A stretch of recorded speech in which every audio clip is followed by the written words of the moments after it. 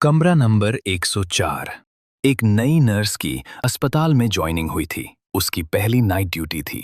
Nurse अपनी कुर्सी पर बैठी बैठी आंखें बंद करके कुछ गुनगुना रही थी। तभी अचानक किसी दरवाजे के खुलने की आवाज आई। नर्स की आंखें अचानक खुल गईं। उसने इधर उधर देखा, लेकिन सब शांत था। अचानक उसे याद आया, ओ गॉड, मुझे तो 102 नंबर को दवा देनी थी। वो अपनी कुर्सी से उठी और कमरा नंबर 102 की तरफ चल पड़ी।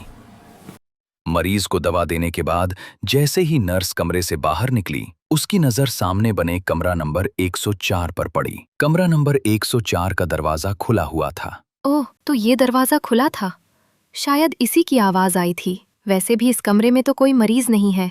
जो भी हो, इसी की वजह से मेरी आंखें तो खुल गईं। नहीं तो मैं मरीज को दवा कैसे दे पाती। ये सोचकर वो आगे बढ़ने लगी। तभी उसकी नजर नंबर 104 कमरे की लाइट पर गई। लाइट बार बार जल और बुझ रही थी। शायद इसकी लाइट खराब हो गई है। जाकर बंद कर देती हूँ। वो कमरे की तरफ बढ़ने लगी।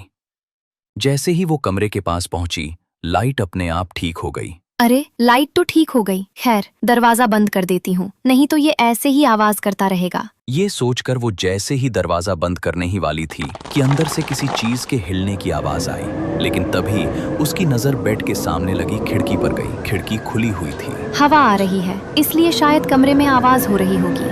वो खिड़की बंद करने के लिए कमरे के अंदर चली गई। जैसे ही वो अंदर पहुंची, धड़ाम, दरवाजा अपने आप बंद हो गया। उसे थोड़ा डर लगने लगा।